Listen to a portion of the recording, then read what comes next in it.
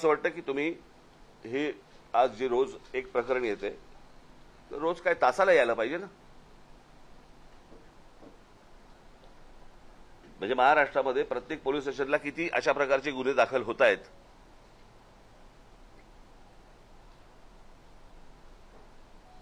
आणि मला फक्त एवढंच म्हणायचंय की जे इतके दिवस दाखवले जात नव्हते, हे आता एक बदलापूरचं प्रकरण आलं, अत्यंत दुर्दैवी, या ठेचलेच पाहिजे लोकांना. आणि ह्याचं कारण आपल्याकडे अजून कठोर शासन किंवा कठोर कायदा या बाबतीत होत नाही म्हणून. मग आता साधी गोष्ट आपण बघूया. त्या कोण ते दिल्लीत प्रकरण झालं होते, निर्भया प्रकरण. त्या निर्भया प्रकरणामध्ये त्या लोकांना कोण कळले, कशा प्रकारचा बलात्कार झाला हेही कळलं, किती निघृण प्रकारे झाला. त्याला फाशी कधी झाली, किती वर्षांनी झाली. आता एवढा जर समजा एका केसला जर डिले होत असेल, यांचं काय करायचं मला जरा सांगा.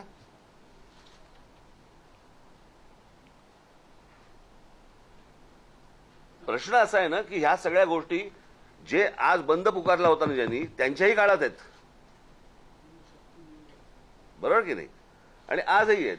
माझं फक्त एवढंच म्हणणं आहे, आता जे रोजच्या रोज वर्तमानपत्रामध्ये जे सुरू आहे, आज इथे झाला, आज इथे झाला, आज इथे झाला, काही राजकारण आहे का त्याच्या मागे?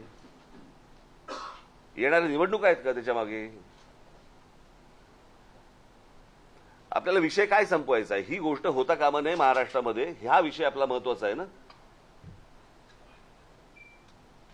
निवडणुका आल्या, आता सरकारला बदनाम करा या दृष्टिकोनात. मग ह्यांच्याही सरकारच्या काळामध्ये होतच की. लॉकडाऊनच्या काळामध्ये उद्धव ठाकरेंचं सरकार होतं, त्याही काळामधला आकडा मी तुम्हाला दिला, त्याचं काय करणार. अर्थात ते आताच बंद असल्यामुळे त्यांनी बाहेर बंद टाकला नाही.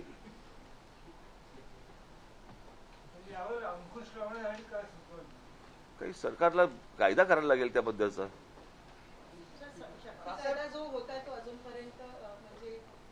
पुढे यायला आला नाहीये. काय उपाययोजना म्हणजे ह्या केंद्राने केल्या पाहिजेत ना तातडीने. काल तुम्ही बोलले होते भाषणामध्ये की राज्यामध्ये कायदा सुव्यवस्था उरलेली नाही, पोलिसांना दोष देता येणार नाही, पण माझ्या हातात सत्ता द्या तर मी सगळं साफ करून दाखवेल. तर नेमकं कशा प्रकारे मला सांगा. साधी गोष्ट आहे ना. जर त्या गोष्टी आता एका महिला कॉन्स्टेबलने ती तक्रार नोंदवून घेतली नाही, बरोबर आहे, काय कारवाई झाली, पुढे काय होणार आहे त्याचं, पोलिसांना कोणत्या प्रकारच्या इन्स्ट्रक्शन्स दिल्या गेलेल्या आहेत. मी आता समजा तुमच्यासमोर ही आकडेवारी वाचली. माझं फक्त एवढंच म्हणणं आहे की पोलीस ज्या वेळेला इनिशिएटिव्ह घेतात, त्याच्यानंतर ज्या वेळेला तुमचे दबाव येतात आणि तुम्ही ज्यावेळेला सांगता की नाही इथे काही करू नको. आता उदाहरणार्थ आता तुमच्या विषयात येतो, हवं असेल तुम्हाला ते मराठा आरक्षण. जरांगे पाटील ज्या वेळेला तिकडे बसले उपोषणाला, बरोबर आहे, तिकडे लाठीचार्ज झाला, बरोबर. कारवाई कोणावर झाली? पोलिसांनी. पोलिसांना सुचलं लाठीचार्ज करावा.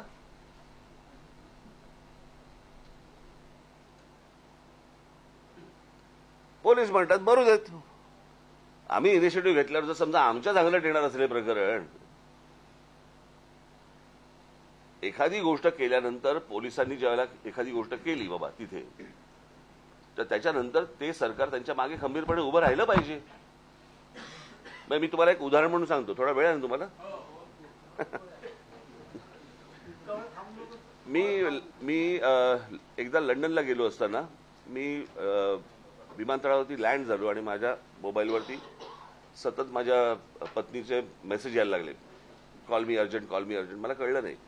लँड झाल्यावरती मला कळलं तिथे, आणि पायलटने अनाउन्समेंट केली की नुकताच काही तासांपूर्वी लंडनमध्ये बॉम्ब ब्लास्ट झाले. तो बसचा झाला होता माहिती तुम्हाला, बसमध्ये ब्लास्ट झाला होता आणि टनेल काही त्याच्या ट्यूबमध्ये झाला होता. ते करताना पोलिसांचं यंत्रणा सुरू झाली तिकडे आणि त्यांनी सर्च सुरू केला. त्याच्यात एक निरपराध माणूस पोलिसांकडनं चुकून मारला गेला. त्याच्यावरती पोलिसांकडनं फक्त एवढीच रिॲक्शन होती, सॉरी. पुढे काही नाही झालं, त्याचं राजकारण नाही झालं पुढे. एखादी गोष्ट त्यांच्याकडनं घडू शकते, पण ज्यावेळेला तुम्ही त्यांना फ्री हँड, सगळ्या गोष्टी माहिती असतात त्यांना, प्रत्येक गोष्ट माहिती असते, म्हणजे इथे आजपर्यंत महाराष्ट्रामध्ये काय किंवा देशामध्ये जो कोणी गृहमंत्री आलाय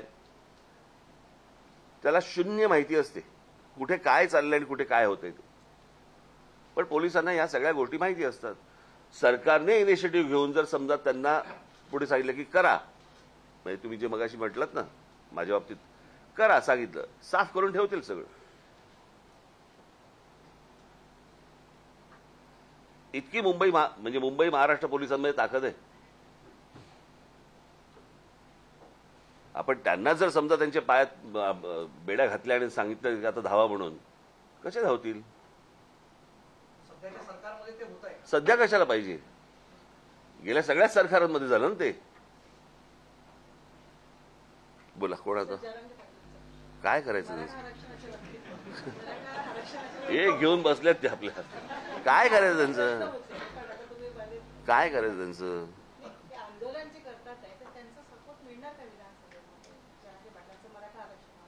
कोणाला सपोर्ट मिळणार? काय म्हणून देतील ते? माझ्या संकल्पना सगळ्या वेगळ्या आहेत या बाबतीतल्या, ज्या माझ्या मांडून झालेल्या आहेत आणि त्या मी पब्लिकली मांडल्या आहेत, प्रेस कॉन्फरन्स घेऊन मांडलेल्या आहेत. त्या मला असं वाटतं तुमच्यापर्यंत आल्या असतील.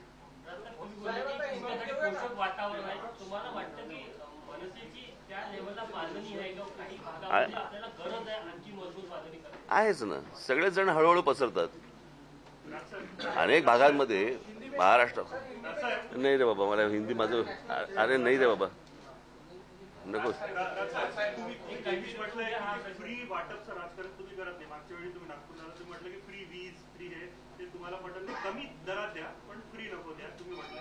माझा प्रश्न असेल की आता लाडकी बहिणी असे बरेच स्कीम्स आले, जर तुमच्या हातात सत्ता आली तर तुमचा काय? नाही, मला असं वाटतं तुम्ही लोकांना अशा प्रकारे ढिले करून चालणार नाही. लोकांना कामाला लावा ना. लोक कामं मागतायत ना, फुकटचे पैसे नाही मागत आहेत. शेतकरी फुकटची वीज नाही मागत आहे, त्या विजेमध्ये खंड नको एवढंच तो मागतोय. तुम्ही पहिल्यांदा ह्या लोकांच्या मागण्या तर समजून घ्या. तुम्हाला मतं हवीत म्हणून तुम्ही वाटेल ते फ्री. बरं फ्री म्हणजे कोणाचं आहे? ते लोकांचं आहे. आता जे पैसे दिले जात आहे तो लोकांचा टॅक्स आहे ना.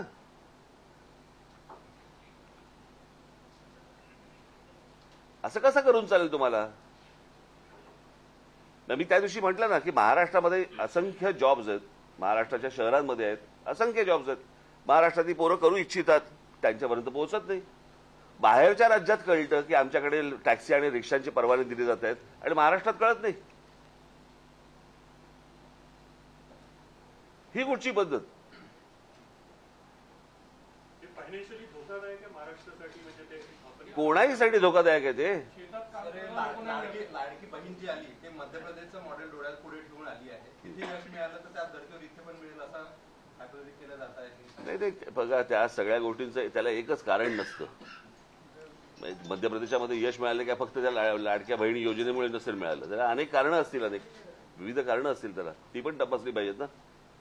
ते सगळं यश आणायचं आणि एका योजनेवर टाकायचं असं थोडी असतं. तुम्ही जे म्हणलं की लहान मुलांमध्ये तुमचा विचारून झाले तर एकदा.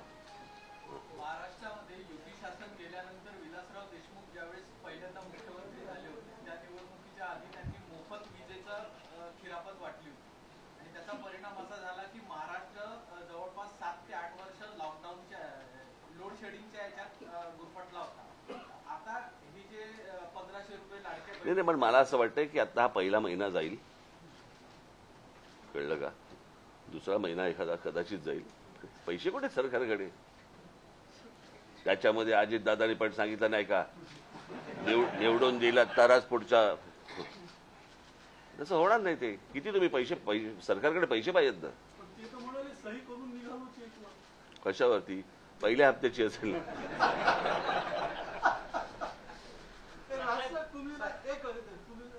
महायुतीने जी सभा झाली होती मोदींची आणि तुमच्या पाठीत झालं होतं, तर तुम्ही एक 5 मागण्या केल्या होत्या तुमच्याकडे प्रमुख म्हणजे अभिजात दर्जापासून तर रेल्वे, तर त्याच्या पाठपुराव्यासाठी काय म्हणजे अजून मी भेटणार आहे त्यांना. आता मी आता भेटणार जाऊन. मनसे विधानसभेच्या निवडणुकीमध्ये स्वतंत्र लढणार की मित्र पक्ष म्हणून कोणाला सोबत घेण्याचा विचार करा? स्वतंत्र. साहेब हिंदीत घ्या ना. पवार साहेबांनी नाही हो बाई.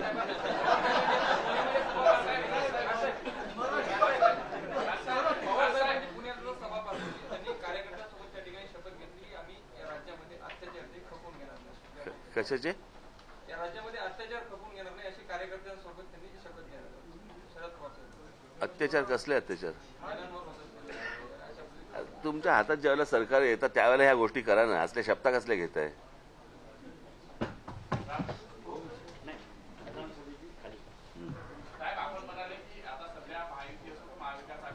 हे तुमचे संपले असतील तर गप्पा तरी मारा रे.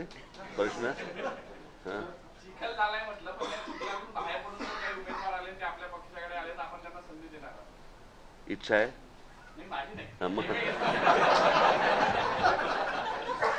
तुम्ही महाराष्ट्रात विदर्भात विशेषतः नागपुरामध्ये आपला महाराष्ट्र नवनिर्माण सेना अधिक मजबूत आणि बळकट व्हावी याकरता म्हणून आपण फार कमी येत असता. मात्र जे आपले जे मोठे जे अधिकारी आहेत त्यांचं वारंवार येणं हे कुठेतरी मी तुम्हाला आत्ता माझ्या पदाधिकाऱ्यांशी बोलवत होती. एक गोष्ट तुम्हाला थोडक्यात सांगतो.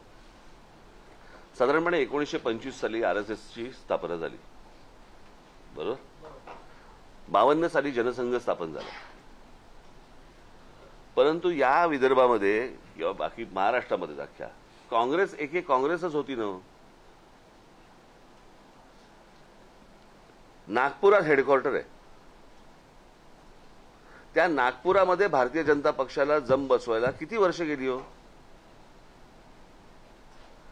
तुम्ही कधीतरी राजकीय पक्षांचं अनालिसिस करून माझ्याशी बोलणार आहात की नाही बोलणार आहात. तुम्ही वारंवार यावं अशी इच्छा आहे तिला. हा तुम्ही वारंवार यावं, भेटत राहावं अशी इच्छा आहे. मग मला हे प्रश्न विचारू नका ना फालतू. त्याला काय अर्थ नाही ना. मी येत जाईन, भेटत जाईन, आपण खायला जाऊ, बाहेर जेवायला जाऊ. कालच मी वडापाव खाल्ला ना. कालच खाल्लाय. हा लोकांना महाराष्ट्र नवनिर्माण सेनेतर्फे खूप अपेक्षा आहे इतर पक्षांच्या तुलनेत. आणि त्यांना करा मतदान. माझ्याकडे फक्त अपेक्षा ठेवा. राजसाहेब, जेव्हा तुम्ही तिकीटचं वाटप करणार काय तुम्ही मनात कसं ठरवलं की महिलांना आपण तिकीट द्यावं असं तुमचं काही असं आहे का? नाही, असं काही नाहीये. असं काही नाहीये. पण महिलांना जास्तीत जास्त जागा जिथे असेल ना निवडून येण्यासारखं असेल तिकडे ह्या निश्चित गोष्टी करू. म्हणजे त्याचा काय प्रश्नच आहे. हा 288 ज्या सीट्स आहेत विधानसभेच्या सगळं सुरू आहे किती सीट्स तुम्ही लढणार आणि बघा मी तुम्हाला सांगतो 2009 साली आम्ही जवळपास 230 ते 240 जागा आम्ही लढवल्या होत्या. आणि 2009ला साधारणपणे यावेळेलाही आम्ही साधारणपणे 250 च्या आसपास आम्ही जागा लढवू. 200 सव्वा 200च्या आसपास. म्हणाले की काही ठिकाणी तुम्हाला स्ट्रेन जाणवत आहे, तर अशा किती जागा आहेत जिथे तुम्हाला फुल कॉन्फिडन्स? आत्ताच सांगू. सगळ्यांसमोर पेपर उघडा करू आता. असं थोडी राजकारण असतं.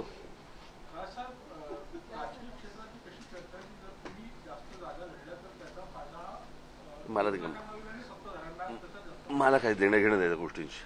मला माझ्या पक्षाची देणं घेणं. वाईट मारून नका गेले तर म्हणजे तुम्ही त्याच प्रश्नावर आले. तुमच्यासाठी क्राऊड खूप असतो आणि क्राऊड तुम्हाला खूप चाहतो पण म्हणजे दादांची प्रेस असेल किंवा तुमची सभा असेल, परंतु आपल्या सीट्स निवडून न येण्याच्या माणसाला मी पुन्हा तेच सांगितलं ना. राजकीय पक्षांचा एकदा अभ्यास करा आणि अभ्यास केल्यानंतर आपण माझ्याशी बोला. अटलजींच्या भाषणाला आणि बाळासाहेबांच्या भाषणाला देखील प्रचंड गर्दी व्हायची. त्याच्या सीट नाही यायच्या. त्याला एक काळ जावा लागतो, त्याला एक वेळ जावा लागतो. कळलं का. कुठचंही वर्तमानपत्र आणि कुठचंही चॅनल पण असंच गंमत म्हणून उभं राहत नसतं. तुम्ही युट्यूबवरले आहात का? कारण युट्यूब उभं राहायला किती काळ गेला जरा एकदा तपासून घ्या. तुमचा जो राजकारण थोडा अग्रेसिव्ह स्टाईल आहे. तुम्ही जे तुमच्या मनाचं तुम्ही बोलता, पण तुमची जो सहकारी आहे आणि न्यू जनरेशन आहे तुम्हाला कधी सांगतात का की थोडा डिप्लोमॅटिक असा आवाज? हो मला सांगतात. हो जास्ती खरं बोलू नका. अमित सांगतात की म्हणजे ते सगळं नाही अमित नाही बाकीचे सगळे सांगतात. पण तुम्ही चेंज होणार का मग? नाही हो आता काय असतं, सुधारायचं एक वय निघून जातं आणि बिघडायचं एक वय निघून जातं. याला जोडून एक क्वेश्चन आहे. युथ बद्दल आपण बोलतात की सजेशन्स मिळतं युथ कडून. मग पार्टीमध्ये जेव्हा इलेक्शन्स येतात किंवा काही तेव्हा युथला चान्सेस का मिळत नाही? कारण एक एक्झाम्पल युथचा अर्थ सांगा मला. युथ म्हणजे युवा पिढी आहे किंवा मग हे कोण आहेत बाहेर जे आहेत ते म्हातारे आहेत? अदरवाईज पण आपण बघतो काँग्रेसमध्ये सुद्धा आपण बघितलंय की युवांचा पक्ष म्हणून काँग्रेसला संबोधलं जातं, पण असं काही दिसत नाही. तिथे पण अबाव 50चे सगळे आहेत, तिथे पण आम्हाला असंच काही दिसतं. मग युवा गुड लुकिंग असं म्हणायचं तुम्हाला? सुशिक्षित एज्युकेटेड लोकांना चान्सेस मिळायला पाहिजे, सो दॅट जेवढे केसेस किंवा काही जे काय होते बलात्कार, रेप आणि खूप काही गोष्टी आहेत त्यांच्यामध्ये काहीतरी चेंजेस येणार, लॉ मध्ये काहीतरी